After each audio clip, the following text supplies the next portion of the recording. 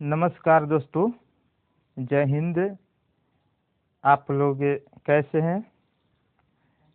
आज विज्ञान की 10 क्वेश्चन है, लेकिन इस 10 क्वेश्चन को विश्लेषण के साथ आज हम अध्ययन करेंगे और काफ़ी ये उपयोगी साबित होगा आपके लिए। एक क्वेश्चन कम से कम एक क्वेश्चन का 4 क्वेश्चन के बराबर है, तो इसलिए इसको ध्यान से पढ़िएगा और ध्यान से सुनिएगा और ध्यान में रखिएगा भी। तो चलते हैं, देरी न करके फटाफट अंदाज में देखेंगे क्वेश्चन को।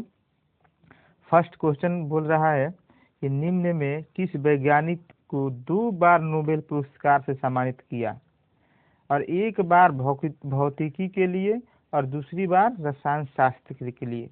वह कौन ऐसा व्यक्ति है जिनको 2 बार नोबेल पुरस्कार से सम्मानित किया गया? पहला ऑप्शन दिया है अल्बर्ट आइंस्टीन ने, दूसरा दे रहा है कि मैरी क्यूरी को, तीसरा बोल रहा है आइजैक न्यूटन को, और ऑप्शन चौथा जो है फोर्थ जो है मैक्स प्लांक। कौन ऐसा व्यक्ति था? तो ऑप्शन बी होगा राइट आंसर। हमारा क्या होगा? ऑप्शन बी मैरी क्यूरी को। मैरी क्यूरी के कुछ बारे में बता रहा हूं मैं आपको। मैरी क्यूरी को 1903 ईस्वी में रेडियो सक्रियता की खोज के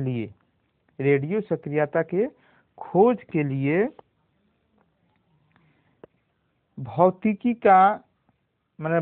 का नोबेल पुरस्कार दिया गया था, और 1911 में रेडियम के शुद्धिकरण और पोलोनियम, एक धातु है पोलोनियम, की खोज हेतु रसायन शास्त्र का नोबेल पुरस्कार दिया गया। पोलोनियम जो ऐसा था कि उनके देश पर रखा गया पोलोनियम, यानी कि पोलोनियम से पता चल गया होगा कि मैरी क्यूरी कहाँ की थी, नहीं कहाँ के थे,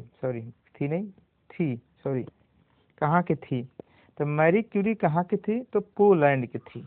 ठीक है, उन्हीं के देश पर पोलोनियम रखा गया था। ठीक है, तो याद रखिएगा मैरी क्यूरी कहाँ की थी? तो पोलैंड की थी, और उनके देश के नाम पर ही पोलोनियम रखा गया था। ठीक है, याद रखिएगा।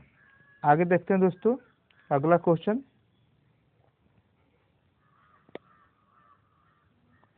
अगला क्वेश्चन है, किसी वस्तु का पृथ्वी की सतह से पलायन वेग है। तो किसी वस्तु का पृथ्वी की सतह से पलायन वेग की क्या है? 11.2 मील प्रति घंटा, यानी 11.2 मील प्रति घंटा है, या 11.2 किलोमीटर प्रति सेकंड है, या 11.2 मील प्रति सेकंड है, 11.2 किलोमीटर प्रति घंटा है। तो देखिए बहुत अच्छा प्रश्न है। यहाँ पे देखिए मील दे रहा है, अब मील इसमें भी दे रहा है, तो मील तो होगा नहीं। चलिए उसके बाद किलोमीटर में देखते हैं, और इसमें भी किलोमीटर में, इसमें प्रति सेकंड है और इसमें प्रति घंटा है। तो इसका आंसर बी राइट आंसर होगा हमारा, कि प्रति सेकंड में होता है। किसी वस्तु का पृथ्वी की सतह से पलायन वेग जो होता है सेकंड में होता है, तो लेकिन किलोमीटर में होता है। तो 11.2 किलोमीटर प्रति सेकंड, ये हमारा आंसर राइट होगा, ऑप्शन बी। अगला प्रश्न देखते हैं दोस्तों। अगला प्रश्न है कि वह युक्ति जो रासायनिक ऊर्जा को विद्युत ऊर्जा में परिवर्तित करती है वह कहलाती है, क्या कहलाती है? जो रासायनिक ऊर्जा को विद्युत ऊर्जा में परिवर्तित कर दे, कौन सा चीज है भाई? ऑप्शन ए है प्राथमिक सेल है, ऑप्शन बी है मोटर है, ऑप्शन सी है जनित्र है, या ऑप्शन डी अल्टरनेटर है। इसमें देखिए एक प्रश्न है, लेकिन आपको इसमें कम से कम 2 से 3 प्रश्न का जवाब आपको मिलेगा। ठीक है, तो क्या है? तो इसको समझते हैं। देखिए प्राथमिक जो सेल है, यही हमारा ऑप्शन राइट आंसर होगा। प्राथमिक सेल जो है यही राइट आंसर होगा।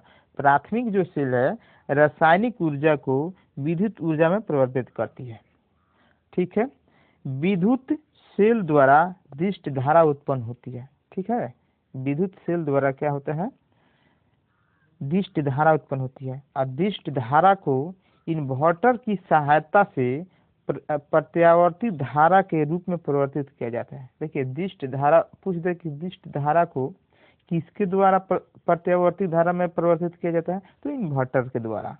ठीक है, और इन्वर्टर के क्या दिष्ट धारा इन्वर्टर क्या करती है, परिवर्तित किस में करती है, तो प्रत्यावर्ती धारा में परिवर्तित करती है। ठीक है, विद्युत ऊर्जा को मोटर जो होता है, ये मोटर के बारे में समझ लेते हैं। मोटर जो होता है वो विद्युत ऊर्जा को यांत्रिक ऊर्जा में परिवर्तित करते हैं, याद रखिएगा। और जनित्र जो होता है, जनित्र को हम जनरेटर करते हैं, बोलते हैं जनरेटर, यांत्रिक ऊर्जा को विद्युत ऊर्जा में बदलता है, कौन, जनरेटर। ठीक है, याद रखिएगा। अगला प्रश्न देखते हैं दोस्तों, निम्न जंतु में कौन सा जंतु एक परितंत्र में एक समय में एक से अधिक पोषक स्तरों में प्रवेश कर सकते हैं? बहुत बढ़िया प्रश्न है।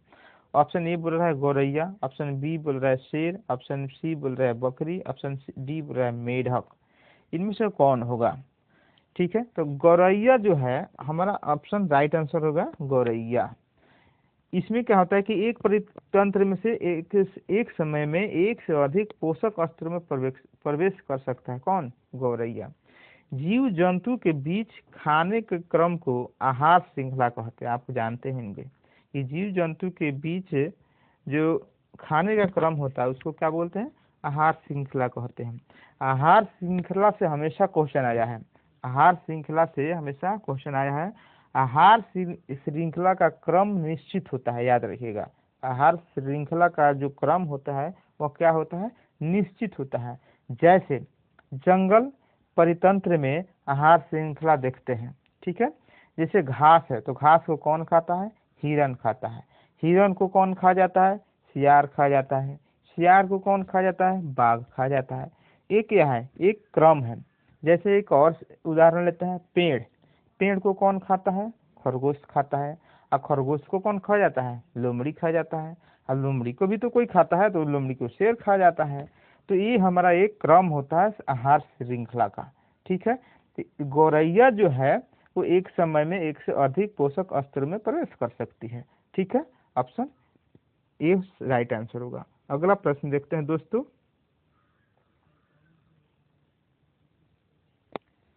अगला प्रश्न है, निम्न में से कौन सा गैर पारंपरिक ऊर्जा स्रोत है? बहुत बढ़िया क्वेश्चन है, और ये जो क्वेश्चन है आप उठाकर देख लीजिएगा, टीआरई 1 से लेकर टीआरई 3 तक लगभग सभी में पूछा गया है क्वेश्चन, और इसको समझना बहुत जरूरी है क्योंकि अधिकांश लोग इसको गलत करके आ जाते हैं। तो देखिए गैर परंपरागत ऊर्जा स्रोत क्या होता है? सबसे बड़ी बात है कि गैर पारंपरिक ऊर्जा स्रोत क्या होता है, इसको समझना जरूरी है। वह ऊर्जा स्रोत जो कभी समाप्त नहीं हो, जो कभी समाप्त नहीं हो सकता, ठीक है, नहीं हो, तथा जिसे नवीकृत किया जा सके, मतलब फिर से नया से बनाया जा सके।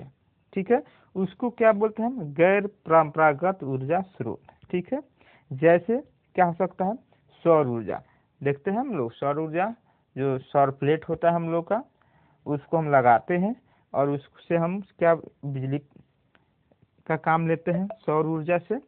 ठीक है, सौर ऊर्जा हो गया, समुद्री ऊर्जा हो गया, भूतापीय ऊर्जा हो गया, बायोगैस हो गया, बायोडीजल एथेनॉल हो गया, हाइड्रोजन हो गया, नहीं हाइड्रोजन ऊर्जा जो होता है वो हो गया, इत्यादि जो है ये सब क्या है, गैर परंपरागत ऊर्जा स्रोत है। अब जानते हैं कि अब गैर तो हो गया, अब पारंपरिक ऊर्जा क्या होता है या परंपरागत ऊर्जा का स्रोत क्या क्या होता है, इसको भी जानते हैं। ठीक है, तो वैसा जिसके स्रोत समझिए, इस तरह समझते हैं कि जिसके स्रोत सीमित हो, सीधी भाषा में कि जिसके स्रोत सीमित हो तथा जिसका नवीकरण नहीं किया जा सके, जिसका नवीकरण नहीं किया जा सके कभी भी, और जिसका स्रोत क्या हो, सीमित हो। जैसे पेट्रोल क्या है, सीमित है, एक न एक दिन समाप्त हो जाएगा। कोयला क्या है, सीमित है, एक न एक दिन समाप्त हो जाएगा। तेल क्या है, एक न एक दिन समाप्त हो जाएगा। लेकिन इसमें वायु जो ऑप्शन है, वायु क्या ये समाप्त होने वाला चीज है? वायु समाप्त नहीं होगा। ठीक है, वायु समाप्त नहीं होगा। ठीक है, तो ये है हमारा गैर पारंपरिक ऊर्जा स्रोत, ऑप्शन बी राइट आंसर होगा हमारा। ठीक है, वायु। आगे चलते हैं दोस्तों।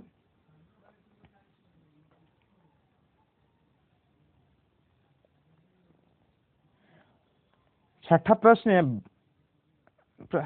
है, भारत का सबसे बड़ा तेल शोधक कारखाना कहाँ है? तो भारत का सबसे बड़ा तेल शोधक कारखाना कहाँ है?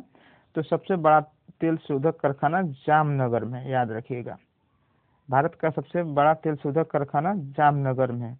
जबकि भारत का पहला तेल शोधक कारखाना 1901 ईस्वी में असम के डिगबोई में स्थित है। ठीक है ना, डिगबोई में जो है खुला था वो 1901 में, जो सबसे पहला तेल शोधक कारखाना था। ठीक है, आगे देखते हैं दोस्तों। इसमें कुछ खास नहीं है। इसमें देखते हैं कौन से 3R पर्यावरण रक्षा से जुड़े हैं। 3R देखिए, 3R इसमें R से शुरू होगा, यानी रिड्यूस, रीयूज, रिसाइकल, या रीड, रिक्वेस्टर, रिकॉल, या रेंडम, रिड्यूस, रिकॉल। ये मतलब डी क्या है? Reduce, revealed, restrict. ठीक है, इसको समझते हैं। देखिए, रिड्यूस का अर्थ क्या होता है? रिड्यूस देखिए कम उपयोग, देखिए इसका होता है कम उपयोग, पुनः उपयोग और पुनः चक्रण। रिसाइकल में क्या होता है? रिसाइकल हो गया पुनः चक्रण, रीयूज हो गया पुनः यूज, पुनः उपयोग, रिड्यूस हो गया कम उपयोग करना। तो पर्यावरण रक्षा से मतलब है कि ऑप्शन ए राइट आंसर हमारा होगा। ठीक है, रिड्यूस, रीयूज, रिसाइकल। कम उपयोग करिए, पुनः उपयोग करिए और पुनः उसको रिसाइकल करिए। ठीक है, 3R पर्यावरण रक्षा से जुड़े हैं, रिसाइकल, ये तीनों चीज जुड़ा हुआ है। पर्यावरण रक्षा हेतु 1992 ईस्वी में 174 देशों ने ब्राजील के रियो डी जेनेरियो में पृथ्वी सम्मेलन का आयोजन किया था। अब यहाँ से एक क्वेश्चन बन सकता है कि पृथ्वी सम्मेलन का आयोजन ब्राजील में कहाँ हुआ था? तो रियो डी जेनेरियो में। और कब हुआ था? तो 1992 ईस्वी में। ये सारे क्वेश्चन इसमें आ जा रहा है। ठीक है, और 2002 ईस्वी में जोहान्सबर्ग में पृथ्वी सम्मेलन का आयोजन हुआ था। ये भी याद रखिएगा, 2002 में। जोहान्सबर्ग में कब हुआ था? तो 2002 ईस्वी में। आगे चलते हैं दोस्तों। किस क्षेत्र में योगदान के लिए ग्रेगर जॉन मेंडल जाने जाते हैं? देखिए, ये सब लोग जानते होंगे, अनुवांशिकी इसका आंसर होगा। ज्यादा इस पर बात हम नहीं करेंगे। ग्रेगर जॉन मेंडल के बारे में सब लोग जानते हैं, अनुवांशिकी के लिए जाने जाते हैं। ठीक है, अगला क्वेश्चन देखते हैं। 9 नंबर क्वेश्चन है, कौन सी कोशिकांग पादप एवं जंतु कोशिका में विभेदन करता है, अंतर करता है? ठीक है, राइबोसोम में, या केंद्रक में, या कोशिका भित्ति में, या कोशिका फल में? तो ऑप्शन राइट आंसर हमारा क्या होगा? ऑप्शन सी राइट आंसर होगा। ठीक है, कोशिका भित्ति जो होता है, कोशिकांग पादप एवं जंतु कोशिका में विभेदन करता है। क्या करता है? कोशिका भित्ति। ठीक है, विभेदन करता है। जंतु कोशिका में कोशिका झिल्ली पाई जाती है। जंतु कोशिका में क्या पाई जाती है? कोशिका झिल्ली पाई जाती है। कवकों की कोशिका भित्ति काइटिन की बनी होती है। कवकों की जो होता है, कवक जो होता है, उस कवक का जो कोशिका भित्ति होता है उस किससे बनता है? काइटिन की बनी होती है। अब पादप में जो कोशिका भित्ति होता है वो किससे बनता है? सेलुलोज की बनी होती है। यही विभेदन होता है। ठीक है, अगला प्रश्न देखते हैं, लास्ट प्रश्न है, 10 नंबर प्रश्न है, व्यवसायिक तौर पर अमोनिया बनाई जाती है। देखिए, व्यवसायिक तौर पर जो अमोनिया बनाई जाती है वह किस विधि से बनाई जाती है? ओस्टवाल्ड विधि से, संपर्क प्रक्रिया से, या सीसा कक्ष प्रक्रिया से, या हाइबर विधि से? देखिए, तो हमारा ऑप्शन राइट आंसर क्या होगा, हैबर विधि से जो होता है अमोनिया बनाई जाती है। हैबर विधि के अनुसार यदि शुद्ध नाइट्रोजन और हाइड्रोजन के 1:3 के मिश्रण को गर्म किया जाए तो अमोनिया बनती है, याद रखिएगा। ठीक है, यह एक ऊष्माक्षेपी उत्क्रमणीय अभिक्रिया होती है। हैबर विधि द्वारा अमोनिया उत्पादन हेतु उत्प्रेरक के रूप में लोहे के चूर्ण का प्रयोग होता है। ठीक है, याद रखिएगा। तो ये रहा 10 प्रश्न, और इस 10 प्रश्न से हमको उम्मीद है कि आपको 20 प्रश्नों का फायदा पहुंचा होगा। और इस वीडियो से ज़्यादा शेयर करिए। जय हिंद, जय भारत।